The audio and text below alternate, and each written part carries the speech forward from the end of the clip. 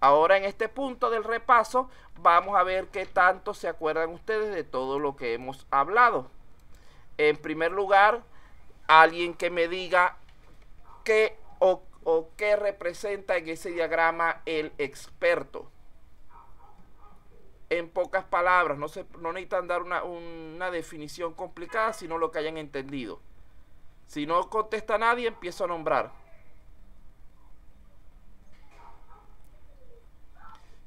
¿Qué es o cuál es el papel del experto dentro de esa arquitectura del sistema experto basada en reglas?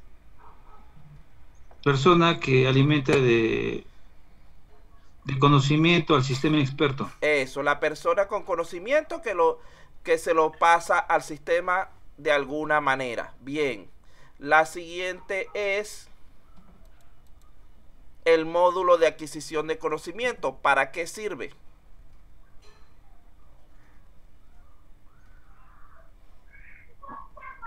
Módulo de adquisición del conocimiento. Traten de contestar un poco más rápido.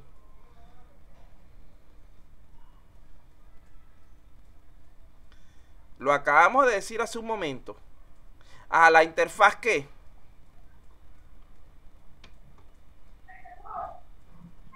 Bueno, los voy a ayudar para que sepan cómo tienen que aprender a redactar sus explicaciones.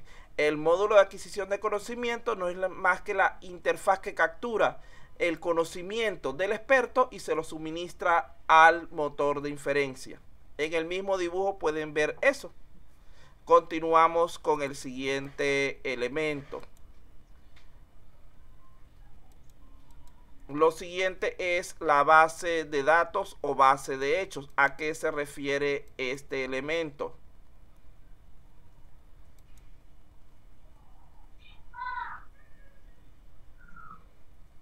Ay, despiértense.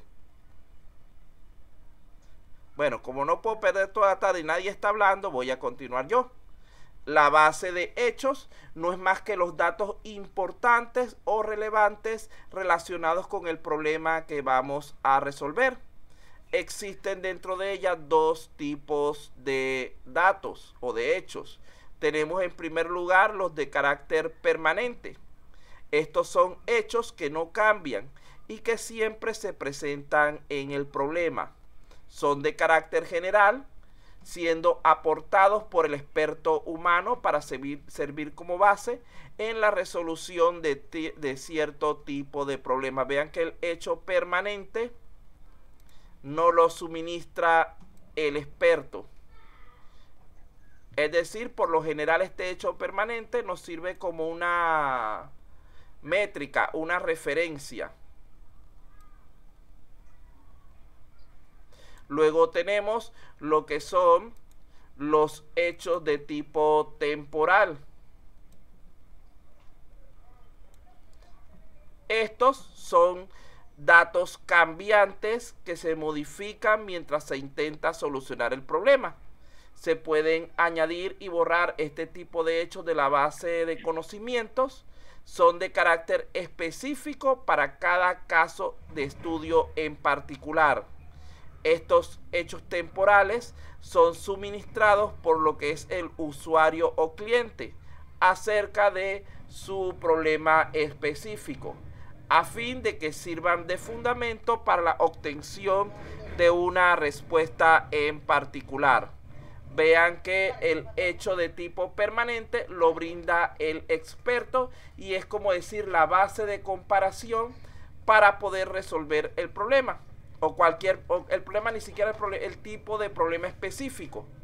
Mientras que el hecho temporal es la información que nos brinda el usuario sobre su caso en particular para que le demos una respuesta puntual. Entonces, allí tenemos dos tipos.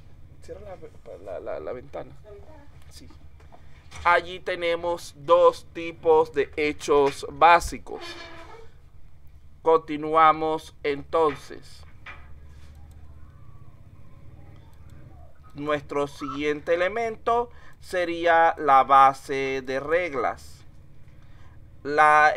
En cuanto a la base de conocimientos o reglas, es el conjunto de soluciones que se guardan en nuestro sistema.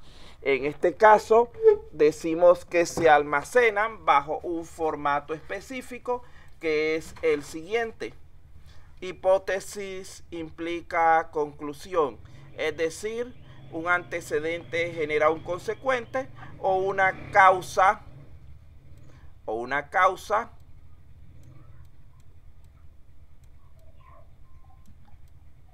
genera una respuesta.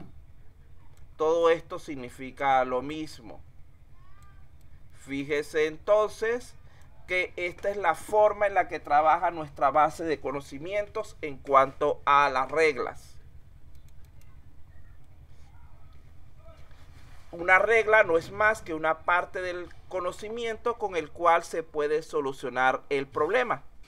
No son deducciones lógicas como tal, sino más bien el conocimiento adquirido de parte de un experto.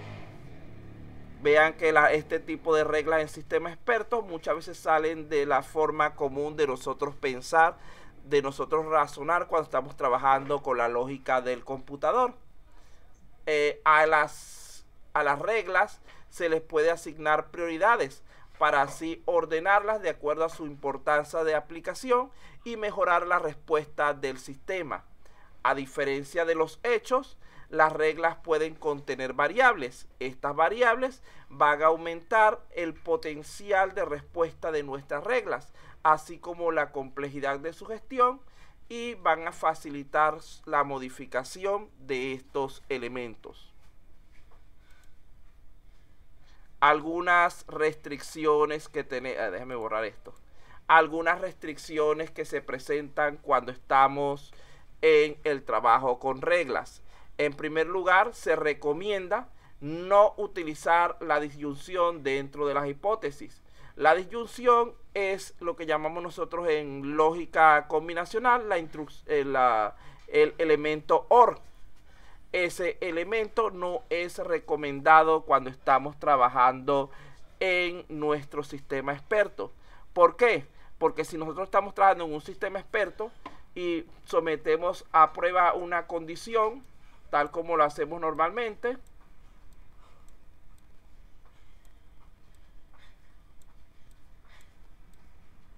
¿cuántos resultados verdaderos obtenemos si utilizamos una condición OR? 3, que sería los 3 primeros de arriba. Entonces fíjense que esto es complicado para el análisis del sistema experto. Se supone que este tipo de reglas que tengan OR son problemáticas. Por lo tanto, no están permitidas por lo general. Son casos muy puntuales, muy específicos, donde podemos utilizar dicha regla. En su lugar, vamos a tratar de que todas nuestras construcciones se utilice el operador lógico AND. Ustedes saben que el operador lógico AND, en este caso, si tenemos los mismos 4 casos que trabajamos normalmente,